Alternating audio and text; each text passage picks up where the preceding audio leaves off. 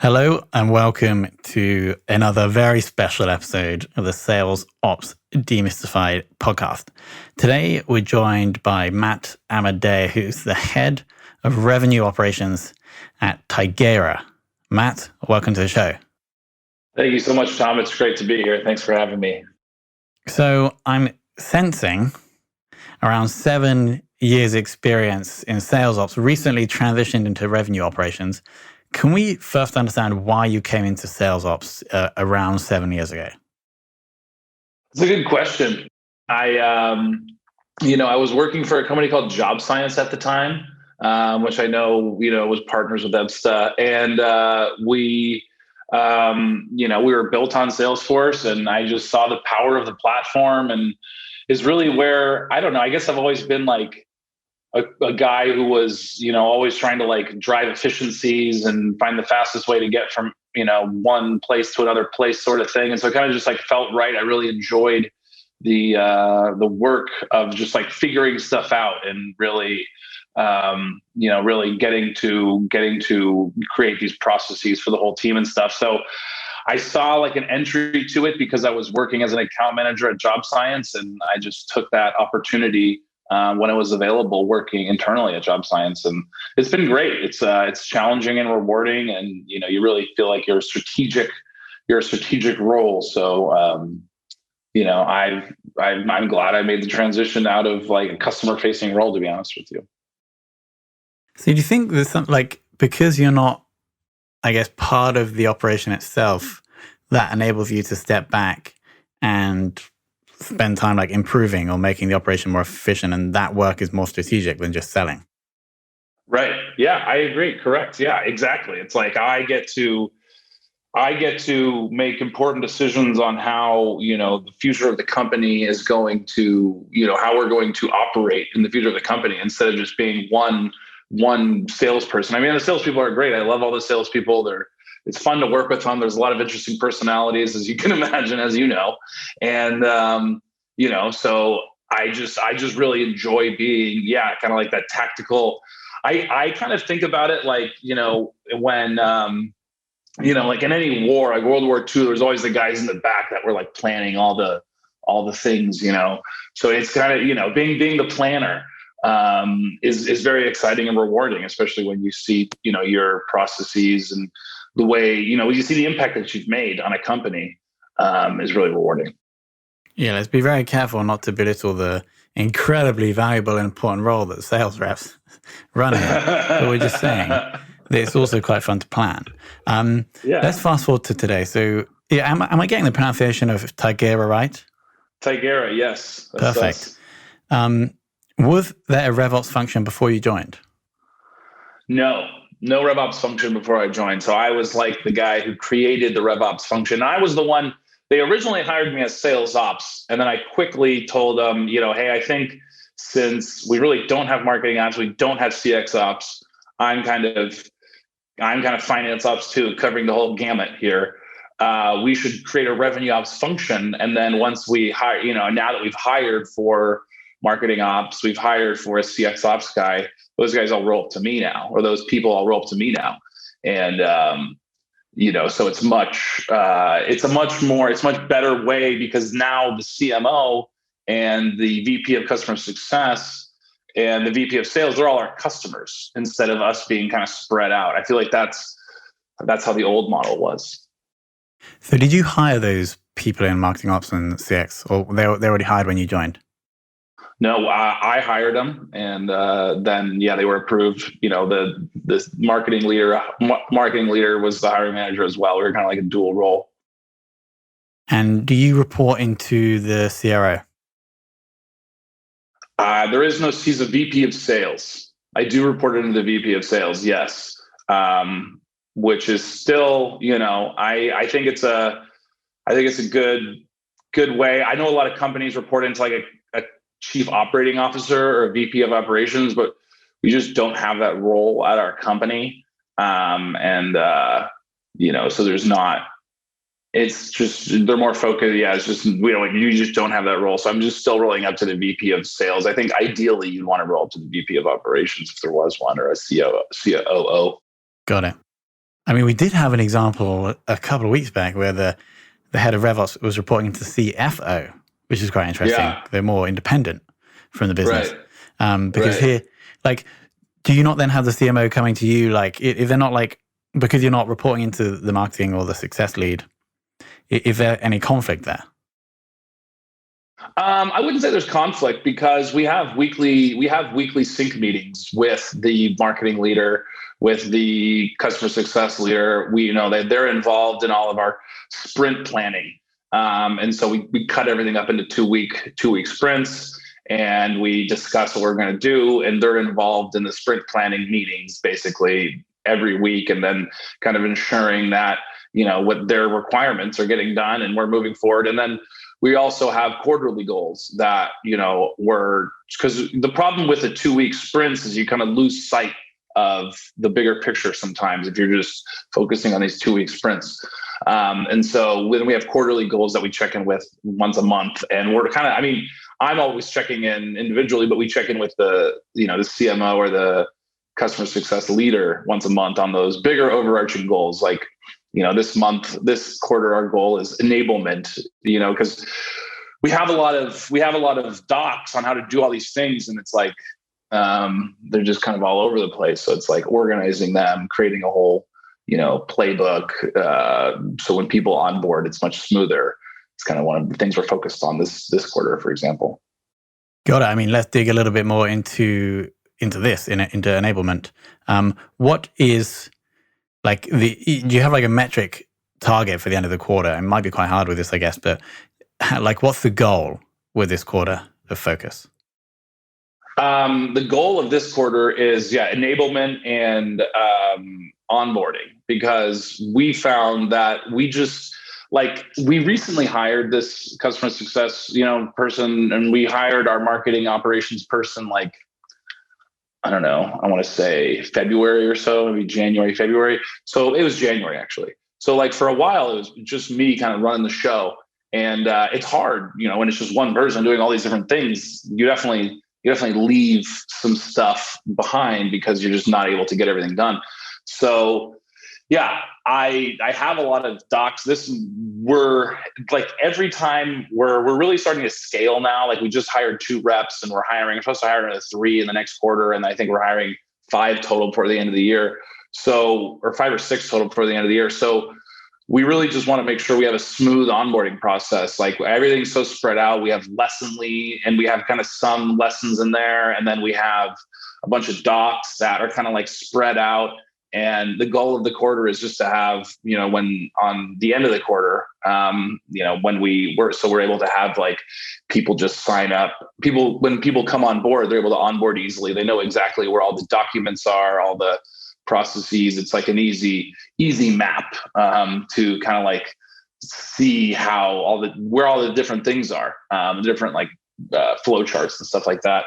Our lesson, we have Lessonly, and it's kind of old and outdated. So that's what we're working on right now, updating all that and making sure that it's like a smooth, even stuff like this is kind of embarrassing, but even stuff like, just like the first thing we did was like create a checklist of all the different tools that we have that we sign them into. Before, it was kind of just like me having to remember, and just stuff like writing that down. It was like, I can't believe we didn't do that before, but we didn't like slow down and then think about, okay, like, let's focus on one area and how can we improve that one area? And then you think like, oh God, this is such low hanging fruit. I can't believe I didn't do this 6 months ago or a year ago, because that would happen all the time. Somebody would come on board and then be like, oh, you forgot to give them their LinkedIn Sales Navigator license. I'm like, oh, sorry. Let me do that real quick.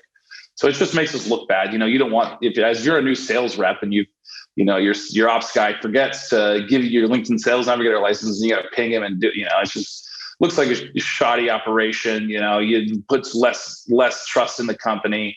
And so we're just cleaning all that stuff up. And that's what kind of the growing pains of being like a Series B company, kind of like really hitting our stride with, scaling operations. We're finally getting into predictable revenue, the predictable revenue, goal, which is awesome. We've kind of had lumpy revenue. So it's going to be, it's awesome. We're really picking up steam.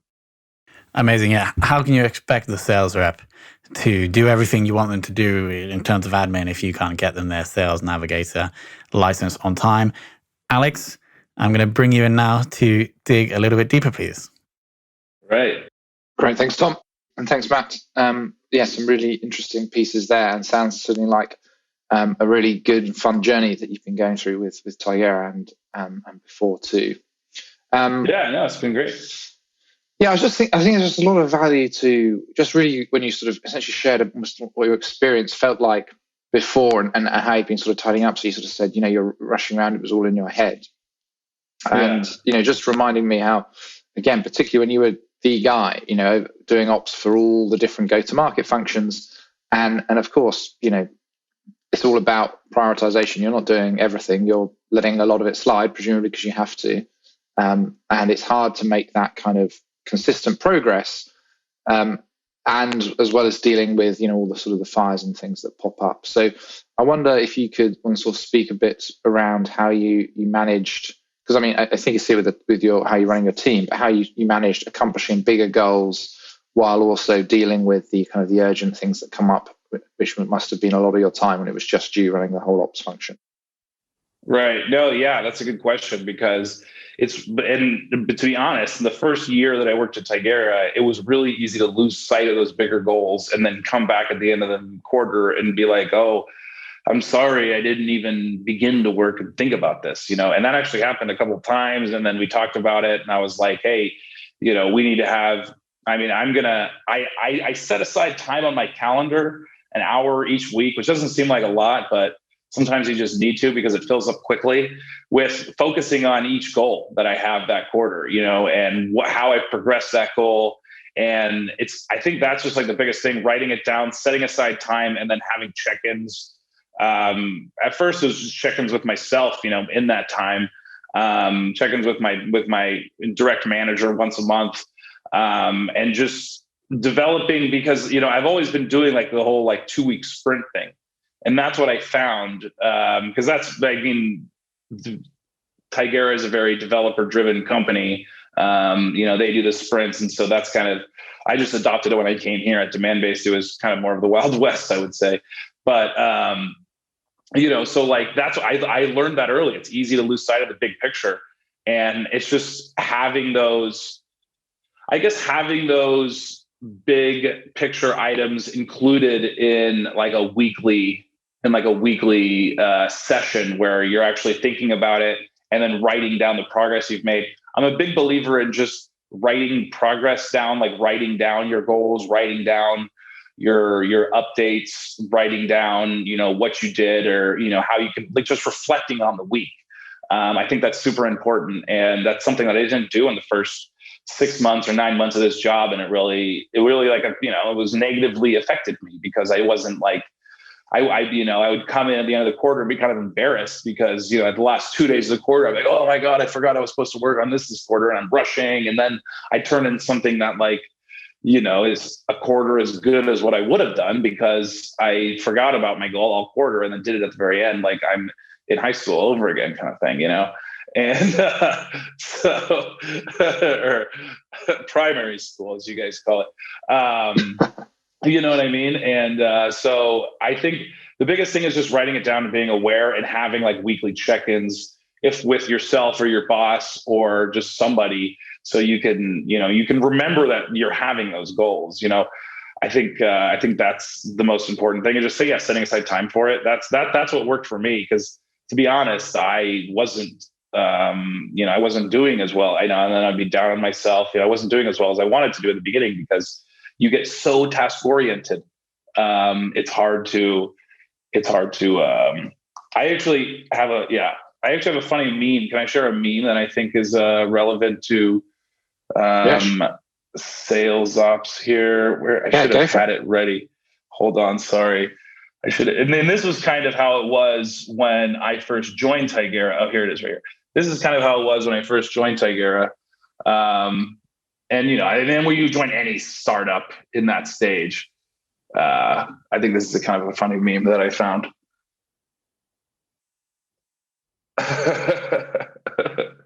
Yeah, I can certainly speak to lots of people with I don't really know why so many people have admin access. I'm trying to take it away from them, and they don't like me for it. Yeah.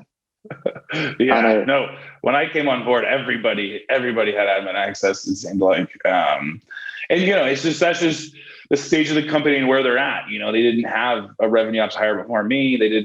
They kind of had the people standing in and setting things up, and so it's just to be expected. But that's the fun. That's what I really enjoy. I think it's fun. It's really exciting to come into some place that's on fire, or not on fire, but like some place that has technical debt, and then you really fix it up, and you get to be strategic.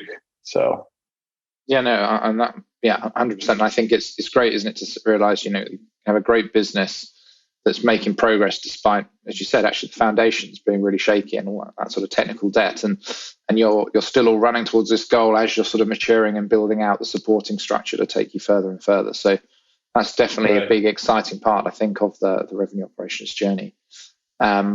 I really liked your piece, because I've also worked in a sort of a 2-weekly sprint culture, and it's great for, I think, getting stuff done, being agile, being able to continue to reassess.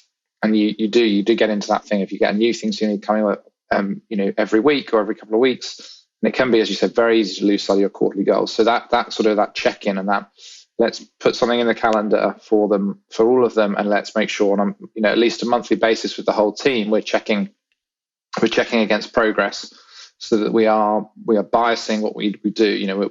We're focusing those sprints around achieving those goals, because again, are those OKRs just on paper, or are they actually what we're running towards? And if they are, then we need to make sure we run there. So I think that was right. Exactly. That was super helpful, because it's just a huge problem when you're as you said, you're building as you go, and supporting somewhere where there's been maybe the Wild West before, and you're really trying to bring order and structure. You need some kind of structure, because especially if you're just like a one-person show at a small startup, or a 1 or 2 or 3 person team, like it's real easy to just turn into like running around with your hair on fire every single day for a year straight, and I've been in those roles before, where it's like there's not really any structure, there's no goals, you're just like keeping the trains running on time, and just doing you're kind of doing whatever, it's hard to grow in those roles, I think, because you're just too busy focused on you're too task oriented. And so I think in the last couple of years, at least for me, my goal, something I'm trying to be just cognizant about and really get away from, is being so task oriented, being more goal oriented. Great. And actually that was kind of where I was wanting to take this sort of direction of the question. So thinking a bit about, from going from being that one-man band in the ops side to growing your team and scaling out and building out the documentation, as you sort of, how have you been sort of taking your department into being goals orientated and as well as yourself?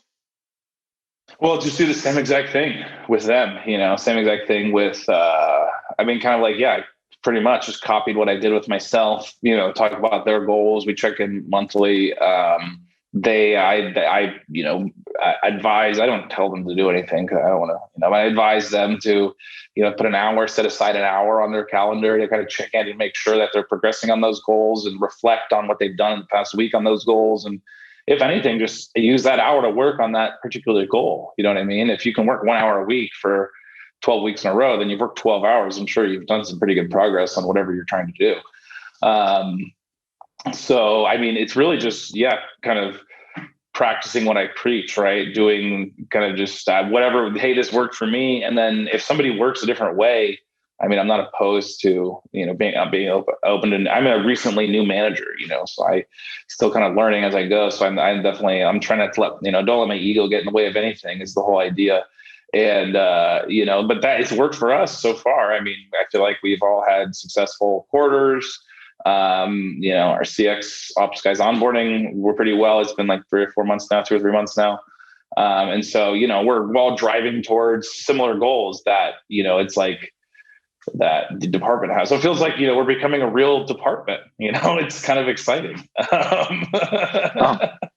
well, fantastic. Yeah, so no, I don't know. I don't really have, that's kind of, I kind of just copied what I did with myself with them is kind of a similar thing. Just, I feel like because we do the same, our kind of sprints are all together, so it's like, we're all doing these sprints.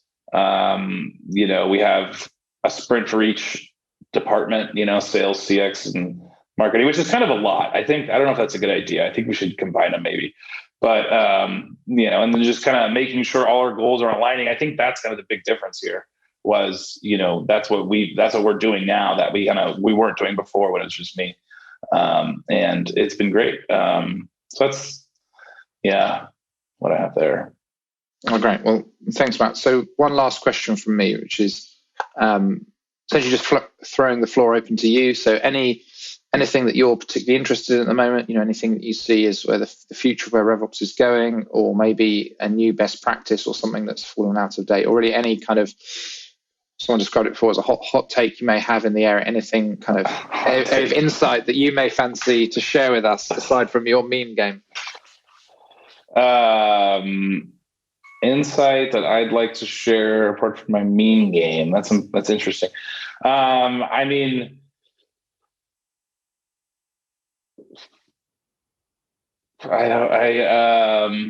trying to think of what we've been. I would say it's just, I don't know. I don't have like a hot take. It's more like, I think just the important thing is like, I feel like in sales ops or revenue ops, we're just moving so fast all the time. And I always like prided myself on moving fast and still paying close attention to detail. And the sales ops wizard, blah, blah, blah. But then as I've like gotten older and more mature in sales ops, I've realized that like slowing down is really important, and making sure that you're doing a full, complete job. You have the enablement ready, you have everything ready, and, slowing down and actually achieving your goals is more important than just running around all in place. And I think that's the biggest thing I've learned is like, because I used to be that sales ops guy that kind of just like covered everything and did it added all the responsibility I possibly could. But then like, it's the old jack of all trades, master of none type thing, so like slowing down and actually delivering good deliveries, good results on, 3 great things is better than 10 half-done things. And I think that's just the biggest takeaway I've learned in the last 5 or 6 years of my life. Cause I went from like I used to be kind of like a high-strung, guy that just running around and wanted to do everything. And I guess that's what I've learned as I've matured. So. Oh, great. Well, thanks very much. And Tom, do you want to come back and wrap us up? Slowing down in sales ops, there's some wisdom there, Matt. Final question. Who in the world of sales / RevOps would you most like to take for lunch?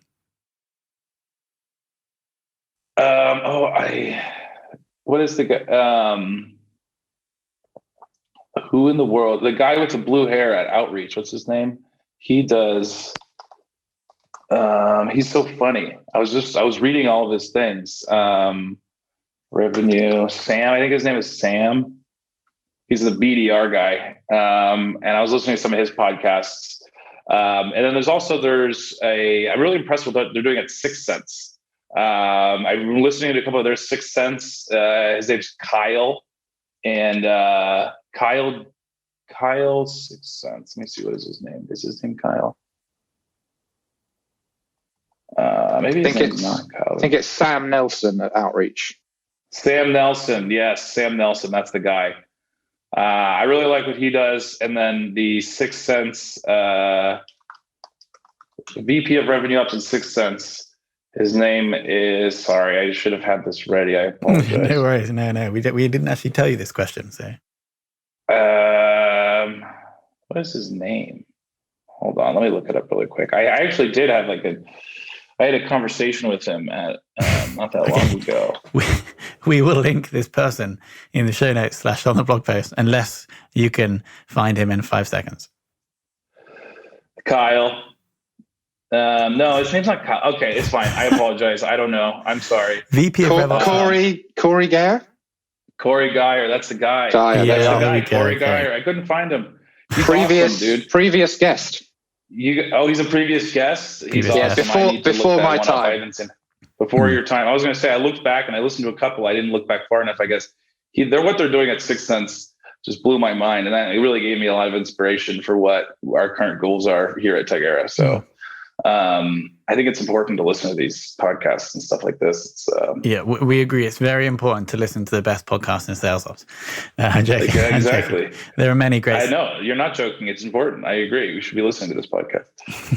Matt, I want to thank you for coming on and giving a very authentic, relaxed view and approach, which is different from other guests we have. But for me, the thing that stood out was your final point about slowing down. We're actually going to call this episode Slowing Down in Sales Operations, because it's something we haven't heard before. And delivering 3 awesome things instead of 7 mediocre things, I think, is a super important lesson for the audience. So, Matt, thank you so much for coming on. Thank you so much. I appreciate it.